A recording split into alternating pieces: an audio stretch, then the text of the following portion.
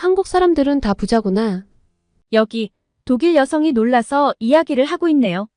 강원도의 식당에 앉아 이런 말을 하게 된 이유는 무엇일까요? 오늘의 이야기 시작합니다. 안녕하세요. 저는 독일 베를린에 살고 있는 마리입니다.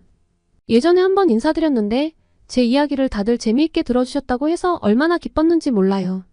재미없는 독일 사람이라는 말을 많이 들어서 한국 분들이 지루해하시진 않을까 걱정했는데 댓글로 좋은 곳들도 추천해주시고 다들 좋은 이야기를 해주셔서 한국에서 쌓은 추억들이 계속 이어지는 느낌이었어요. 많은 분들이 제 강원도 여행기를 기다려주셨는데 너무 늦진 않았나 모르겠네요. 제가 지금은 독일로 돌아왔는데 친구들을 만날 때마다 저는 한국에서의 즐겁고 환상적이었던 체험을 전달하느라 입이 아플 지경이에요. 열심히 한국에서의 기억을 떠올리며 써봤는데 재미있게 봐주시면 좋겠네요. 우선 이번 여행에서 강원도 여행 계획은 제 친구가 다 짰거든요. 저보고는 믿고 따라오라고만 하더라고요. 그래도 조금은 못 믿어온 구석이 있어서 좀 찾아보니까 산과 바다가 유명하더라고요. 정말 신기했습니다. 독일도 해변가가 있긴 있거든요. 외국분들이 많이 찾아올 만큼 유명한 해변은 아니고 그냥 독일 사람들이 바다를 즐기고 싶으면 찾아가는 곳이죠. 독일의 해변가 뒤에는 어느 정도 녹지가 조성되어 있긴 하나 산이라고 부를 만한 건 찾기가 어려운데 대체 어떤 곳이길래 산과 바다가 모두 유명하다고 할까 싶어 엄청 두근거렸어요. 우선 터미널에서 택시를 타고 머무를 호텔로 이동했는데요. 택시기사님께서 굉장히 친절하시더라고요. 그리고 놀라운 건 어느 정도 영어를 꽤 하시던데요. 서울과는 또 다른 신선한 충격이었습니다. 저도 모르게 서울이 아닌 곳이니 어느 정도 불편할 수 있다는 생각을 했던 것 같아요. 그런데 기사님 말씀이 강원도가 한국 사람들에게 인기 있는 휴양지이기도 하지만 요새는 외국분들도 많이 찾고 또 예전에 평창올림픽이 치러졌던 곳이라서 택시기사님들 수준이 엄청 높다고 하시더라고요. 영어로 유쾌한 농담까지 건네주셔서 말이 잘 안 통하는 낯선 외국 그리고 서울이 아닌 곳이라는 것에서 오는 긴장감도 다 녹아내렸네요. 그리고 호텔에 도착했는데 저는 호텔 방에서부터 입을 떡 벌리고 서 있었습니다. 방에서 바다가 한눈에 내려다 보이다니 정말 행복했어요. 왜 한국분들이 사랑하는 휴양지인지 이해가 가더라고요. 바다가 한눈에 들어오는 호텔이라니 이렇게 먼 나라에 와서 참 호강한다 싶었는데 그날 저녁에 전 기절할 뻔했습니다. 친구가 로또 맞은 줄 알았어요. 그렇지 않으면 완전 미쳐버렸거나요. 확실한 건 한국인들은 나라를 잘 만났다는 거예요. 혹시 독일에서 가장 먹기 힘든 요리가 뭔지 아시나요? 말씀드리면 한국분들 놀라실 텐데 바로 해산물입니다. 독일에도 해변가가 있다면서 왜 해산물을 못 먹지? 싶으실 텐데요. 바다가 있는 함부르크에 사는 사람들도 해산물 먹기는 쉽지 않아요. 연어나 고등어 정도는 좀 먹는데 그렇게 다채롭게 먹지도 않을 뿐더러 무엇보다 가격이 비쌉니다. 그래서인지 해산물을 일반적인 마트에서 많이 취급하지도 않고 대부분 냉동이에요. 냉동이나 팩으로 포장되어 있거나 염장이나 양념이 되어 이미 진공 포장을 해놓았죠. 사실 해산물 레스토랑이 있어도 비싸서 잘 가질 않아서 저는 해산물 맛을 잘 몰라요. 가끔 요리해 먹긴 해도 냉동을 해동해서 먹다 보니 좀 질기고 맛이 없어서. 제가 생각하는 독일의 해산물은 비싼데 맛이 없다입니다. 신선한 해산물은 독일에 없냐고요? 수산시장이 있다고는 들었는데 가본 적은 없어요. 보통 도매업자들만 가는 걸로 알고 있거든요. 인근 유럽 국가에서 신선한 해산물 요리를 먹어볼 기회도 있긴 있는데 워낙 비싸서 맘 놓고 먹어본 적이 없어요. 해산물 좋아하시면 유럽은 오지 마세요. 친구가 데려가준 식당은 해산물 전문 식당이었는데요. 제게 익숙하지 않은 비린내가 코끝을 자극하는데 생소하면서도 입맛에 맞을지 걱정이 많이 됐습니다. 친구는 이미 기대감에 차올라서 눈이 반짝반짝했고요. 친구 말이 서울에서도 해산물을 먹어봤지만 서울 사람들이 한국 바닷가에 가서 먹는 해산물은 또 다른 신선함이라고 했다나요? 자기는 한국에 와서 해산물 맛에 눈을 떴다고 한국 해산물 맛은 엄청나대요. 그러면서 독일의 냉동 해물모듬은 떠올리면 안 된다고 흥분을 하더라고요. 이 친구가 독일에 살 땐 입이 짧았어요. 맛집을 찾아다니는 애가 아니었는데 한국에 오더니 많이 변했다 싶었죠. 그리고 저도 슬슬 기대가 되었습니다. 배도 고팠고 한국의 해산물은 맛있다니 궁금하기도 했어요. 우선 사장님께서 신선한 게를 꺼내서 보여주시더라고요. 당황스럽기도 하고 저 게를 쪄주시는 건가? 해서 갸우뚱하고 있는데 바로 쪄주셨습니다. 독일에서는 한 번도 본 적 없는 광경에 깜짝 놀랐는데 먹기 좋게 껍질도 손질해서 주시더라고요. 비닐장갑에 가위까지 만반의 준비를 다 갖춰서 주시는데 저는 할 말을 잃어버렸어요. 너무 상차림이 화려해서 이건 친구에게 무리다 싶었죠. 너 로또 맞았니? 이게 지금 얼마가 나올지 나는 계산도 안 되네. 이렇게 큰 개가 2마리나 나오고 냉동도 아니고 살아 움직이는 개를 이렇게 쪄주다니. 독일에서 이렇게 먹으려면 글쎄요. 대게는 태어나 처음 먹어봐서 감이 잘 안 잡히지만 최소 3, 40만 원 이상은 나오지 않을까요? 인기 있는 곳인지 사람들이 계속 들어오던데 이런 비싼 식당을 이렇게 많이 이용하다니. 진짜 부자인 한국 사람들만 오는 곳인지 아니면 한국 사람들이 다들 부자인지 헷갈리더라고요. 친구가 웃으면서 한국에서도 대게는 비싼 편이긴 한데 독일 해산물 가격에 비하면 훨씬 싸고 무엇보다 이렇게 신선한 해산물을 맛있게 많이 먹을 수 있는 기회는 네 인생에서 2번 다시 올 수 없을 테니 일단 먹으라고 하더라고요. 그렇게 저는 대게와의 첫 만남을 가졌습니다. 조심스럽게 입에 넣었는데 그냥 사르륵 녹던데요. 태어나 처음 먹어보는 맛이라는 게 너무 억울했습니다. 멈출 수가 없더라고요. 그리고 게 내장은 좀 꺼려지는 모양이었는데 사장님이 먹는 법을 알려주셔서 다행히게 내장도 맛볼 수 있었습니다. 세상에 어떻게 이런 맛이 존재할까요? 지금 다시 생각해도 침이 고여요. 맛있는 걸 먹으니 부모님도 떠오르고 제 친구들도 떠올랐습니다. 부드럽고 달콤해서 할머니, 할아버지도 많이 생각났고요. 평생 가야 이 맛을 한 번도 못 먹어보는 사람들이 독일엔 널렸는데 독일 사람들 너무 불쌍하죠. 근데 생각해보니 독일에 다시 돌아가면 저도 이런 신선한 게를 먹어볼 순 없을 거잖아요. 인생에 또 없을 기회라서 미친 듯이 게살을 먹었는데 매운탕을 주시더라고요. 맵지만 자꾸 당기는 맛에 콜록콜록하면서도 먹는데 튀김이며 볶음밥까지 계속 나왔어요. 얘가 이걸 또 시켰나? 돈을 얼마나 쓰는 거야 했는데 친구 말이 원래 나오는 거라고 하더라고요. 그러니까 이 식당은 코스 요리처럼 나오는 곳이었어요. 한국 사람들은 정말 먹을 줄 아는 분들이에요. 입이 짧았던 친구가 한국에 와서 먹을 걸 하이에나처럼 찾아다니는데 저도 한국에서 살면 그렇게 될 것 같아요. 왜냐하면 이날 저녁 전 정말 미친 듯한 과식을 했거든요. 아니 강원도 여행 내내 과식이었어요. 사실 독일에서는 이렇게 줄줄이 뭔가 나오는 건 참 어색한 문화입니다. 대게를 먹는다라고 하면 대게만 주고 땡 끝이에요. 그런데 뭔가 계속 나오니까 제가 먹는 양이 조절이 안 되더라고요. 그래서 마지막 볶음밥을 못 먹겠다고 생각했습니다. 사장님이 볶음밥을 가져다 주시는데 제가 못 먹겠다고 손을 내저으니까 친구가 제 손을 치면서 얘가 미쳤나 하며 이게 진짜라고 빨리 먹어 하는데 정말 배가 터질 것 같은 느낌이었거든요. 그런데 또 생긴 게 너무 맛있게 생긴 거 있죠? 그래 내가 언제 여기까지 와보겠어? 하는 마음으로 한 입 먹었는데 그 뒤로는 숟가락이 자동으로 움직이더라고요. 친구 말이 한국 사람들은 이렇게 마무리를 밥을 볶아 먹으며 끝내는 경우가 많다고 하던데요. 한국 사람들은 모두 천재예요. 이날 빵빵한 배를 두드리며 식당을 나오며 풍부한 식재료를 어떻게 요리해야 제일 맛있는지 정확히 아는 사람들이 바로 한국 사람들이라고 생각했습니다. 진짜 환상적인 맛이었어요. 하지만 이건 시작에 불과했어요. 돌이켜보니 이게 먹으러 간 건지 경치를 즐기러 간 건지 좀 모호한데 어딜 가든 멋진 경치가 함께했으니 둘 다 즐겼다고 해둘까요? 이후에 초당 순두부도 먹어보고 중앙시장이란 곳에 가서 구경도 하고 맛있는 것들을 먹어봤는데요. 닭강정도 맛있고 호떡도 맛있었지만 제일 신기했던 건 오징어 순대였습니다. 동글동글하게 썰려서 냉동이 된 오징어만 본 제게는 이런 요리가 너무 신기했어요.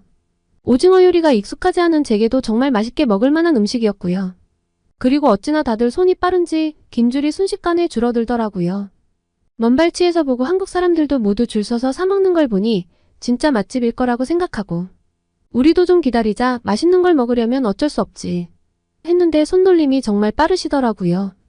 외국인들이 구경을 다니니 좀 신기하셨는지 저와 친구를 불러 시식이라는 것도 주셨어요. 돈을 내려고 하니까 그냥 주는 거라고 하셔서 처음엔 믿지 못하고 당황도 했죠. 처음 겪어보는 일이라서요. 누가 이렇게 먹을 걸 그냥 주겠어요?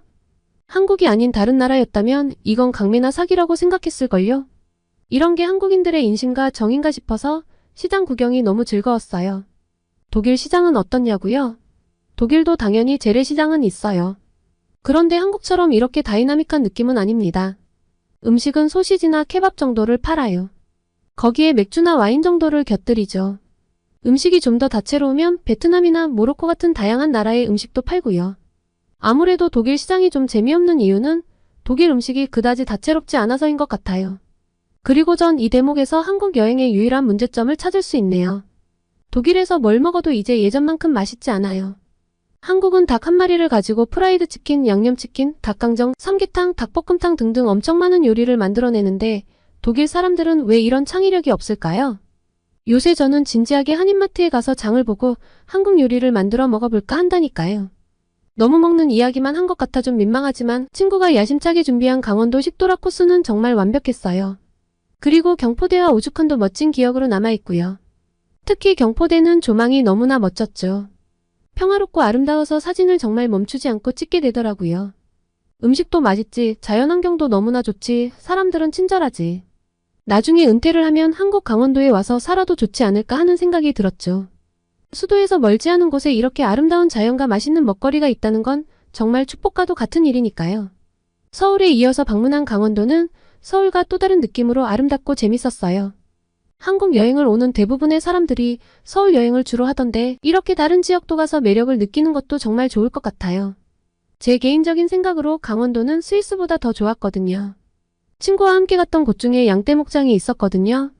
엄청 넓어서 등산하는 느낌이었는데 오래 걸었던 보람이 있더라고요. 맑은 하늘과 공기, 그리고 탁 트인 하늘은 스위스보다 훨씬 아름답게 느껴졌는데요. 스위스도 멋진 곳이긴 하나 한국은 사계절이 뚜렷하잖아요. 저는 여름에 온 게 아니니 서핑은 못 해봤는데 친구 말로는 여름에 서핑이나 해수욕을 즐기기 위해 강원도에 많이 온다고 하더라고요. 스위스는 바다가 없잖아요. 그러니까 강원도의 승리 아닐까요? 아, 그리고 진짜 좋았던 경험을 빼먹을 뻔했네요. 지금까지 여행기를 들어주신 분은 얘네 진짜 먹고만 다녔네 하실 텐데요. 나름대로 명상의 시간도 가졌답니다. 템플스테이를 갔다 왔거든요. 친구가 짠 일정 중 맨 마지막이었어요. 사실 절이 한국에만 있는 건 아니라는 생각에 일반 관광도 아니고 굳이 템플스테이를 해야 해? 싶었는데 외국인들도 많이 찾는다고 해서 일단 가보기로 했죠. 제가 가봤던 절은 태국의 절입니다. 그냥 좀 크고 정신이 없었고 다들 간다니까 갔던 기억인데요. 지금 떠올려보면 엄청나게 큰 불상 외에는 사실 아무 기억이 없네요. 그만큼 별로 인상적이지 않았거든요. 그런데 친구가 한국의 절에서 이틀이나 잔다는 거예요. 그건 좀 새롭겠다 싶었습니다. 그냥 둘러보고 나오는 게 아니고 절에서 생활을 이틀이나 해볼 일은 없을 테니까요. 알고 보니 인기가 많아 예약하기도 어려웠다던데 저는 친구 덕에 편하게 낙산사를 갈 수 있었죠. 이 자리를 빌어 친구에게도 고맙다는 인사를 보냅니다. 이동거리가 좀 있었는데 여기가 제일 유명하고 좋다고 해서 일부러 찾아갔고 또 한국 여행의 마지막 일정이니만큼 좋은 곳이길 바랬는데 도착하고 저는 환호를 내질렀습니다. 제 머릿속에서 상상했던 온갖 이미지나 고정관념을 다 깨버리는 멋진 곳이더라고요. 친구가 이 일정을 맨 마지막에 배치한 이유가 있었습니다. 좀 막자지껄하고 번잡스럽게 이동하고 먹고 떠들고 하는 것도 좋았지만 이렇게 차분하게 자신의 내면을 돌아볼 기회를 가져보는 것도 의미가 있으니까요. 그리고 이렇게 절에서 지내볼 기회를 외국인이 언제 가져보겠어요? 수련복을 입어보니 너무 편하고 따뜻하고 포근했습니다. 이것도 한복의 한 종류겠죠. 공주님 같은 한복만 있는 줄 알았는데 이렇게 바지를 입어보니 좀 생소하긴 했지만 정말 편하더라고요. 무엇보다 수련복을 입고 관광객들이 모두 나간 시간에 이렇게 절 안을 돌아다니니 제가 마치 출가한 스님이 된 느낌이었어요. 그리고 절이 굉장히 넓고 컸는데 바닷가 옆에 붙어 있다는 것이 정말 신기했고요. 그리고 이런 절의 역사가 엄청나게 오래되었다는 것 또한 감탄을 자아냈죠. 스님께서 이 절은 신라시대에 지어졌다고 해주셨는데요. 그래서 절 안에 신라시대에 만들어진 석탑이 있다고 하시더라고요. 신라시대가 언제인지 감이 안 잡혀 여쭤보니 이 절이 세워진 연도가 671년이라고 하시던데요. 그때부터 절 안의 모든 것이 새롭게 보였습니다. 한국의 역사가 얼마나 오래되었는지도 체감이 제대로 되었어요. 이렇게 오래된 보물이 세월을 견디고 서 있는 것도 대단하다고 느껴졌고 아주 오래전에 지어진 절을 잘 보존하고 있는 한국 사람들의 모습에서 한국 전통 문화에 대한 자부심도 느껴졌죠. 게다가 한국은 일본의 침략도 겪었잖아요. 일본에 의해서 한국 문화와 역사를 지우려는 여러 가지 시도들이 있었는데 이렇게 고유의 문화와 언어를 지켜낸 건 뿌리 깊은 역사가 있고 한국인들이 가지고 있는 한국의 역사에 대한 자부심이 있어서가 아닐까 싶었습니다. 다들 한국이 빠르게 발전한 나라라는 걸 알고 있고 부러워하는데 제가 한국을 여행하며 느낀 건 어떤 나라 사람들보다 창의적이고 또 변화를 두려워하지 않으며 멋진 전통은 잘 계승하는 나라라는 생각이었거든요. 그리고 새롭고 좋은 것은 빠르게 받아들이고 더 발전시키는 재주도 있죠. 사회의 구성원들이 이런 사람들이라면 정말 자부심을 가지고 살만하지 않나요? 인터넷과 TV로만 보았던 한국을 직접 와서 보니 제 친구가 왜 한국에 정착했고 명예 한국인이 되어버렸는지 정말 제대로 이해가 됐어요. 저 또한 한국과 사랑에 빠져버렸으니까요. 템플스테이 이틀간 파랗고 아름다운 동해바다와 강원도의 산을 마음껏 즐기며 자연과 하나가 된 느낌도 너무나 좋았고 또 태어나 처음 해보는 공양도 신기하고 재미있었습니다. 정말 좋았던 건 휴대폰을 쓰지 않고 말도 하지 않고 오롯이 나의 내면에 집중해볼 수 있던 거예요. 빠르고 바쁘게 돌아가는 세상과 잠시 단절된 듯한 느낌이 굉장히 독특하고 행복했습니다. 이 템플스테이에 온 외국인분들도 계셔서 잠시 대화도 해봤는데요. 이 템플스테이를 계기로 한국에 푹 빠져 한국에 있는 절을 다녀보시는 분이더라고요. 제게 한국의 전역에 굉장히 다양한 절들이 있고 특색이 모두 다르다며 좋은 곳들을 추천해줬죠. 벌써 한국의 아름다움을 잘 알고 즐기는 분들이 세상에 많구나 싶어 몹시 부러웠습니다. 혹시 템플스테이를 망설이고 계신 외국분들이 계시다면 강력히 추천드려요. 제가 제일 걱정한 건 침대가 없는 바닥에서 자는 거였는데요. 따뜻한 바닥에서 자니까 그냥 제가 시장에서 본 호떡이 된 느낌이었어요. 일출을 보기 위해 새벽에 일어나려고 했는데 정말 이불을 박차고 나오기 쉽지 않더라고요. 온돌은 불편하기는커녕 너무나 중독적이었어요. 독일에 돌아온 지금 음산한 독일 날씨를 마주하니 그때 그 템플스테이 숙소에서 경험했던 따뜻한 바닥이 정말 그립네요. 한국에서는 아주 오래전부터 이렇게 온돌을 사용해 바닥을 난방했다고 하던데 대체 어떻게 그렇게 부지런히들 일을 할까요? 그 따뜻한 이불과 바닥을 박차고 나와 아침부터 일하는 한국인들은 정말 위대해요. 저는 모든 일정이 마무리되는 날 새벽 일출을 바라보며 결심했는데요. 기회가 닿는다면 부모님과 할아버지, 할머니를 모시고 꼭 다시 한국에 오고 싶어요. 아무래도 대게를 꼭 맛보여드리고 싶거든요. 또 시장에서 제 입에 먹을 것들을 넣어주던 한국의 인심가정도 꼭 보여드리고 싶고요. 그때는 제가 가이드를 할 수 있어야겠죠? 그래서 생활 한국어를 조금씩 공부하려고 해요. 꼭 다시 올 수 있길 빌며 소원을 이루어준다는 해수관음상 밑에 두꺼비를 만지고 왔는데요. 늦지 않게 다시 한국에 방문해서 다 경험하지 못한 한국의 멋진 모습들을 더 만나보고 싶네요. 한국이 몹시 추워졌다고 하던데 다들 감기 조심하시고 제 한국어 공부도 응원해주세요. 언젠가 다시 방문할 한국에서는 영어가 아닌 한국어로 인사드리겠습니다. 오늘은 서울에 이어 강원도를 친구와 함께 여행했던 독일 의사의 사연이었습니다. 오늘의 사연 어떠셨나요? 오늘의 사연이 마음에 드셨다면 구독과 좋아요를 눌러주세요. 여러분의 구독과 좋아요는 계속해서 좋은 사연을 소개할 수 있는 힘이 됩니다. 이상 감동저장소였습니다.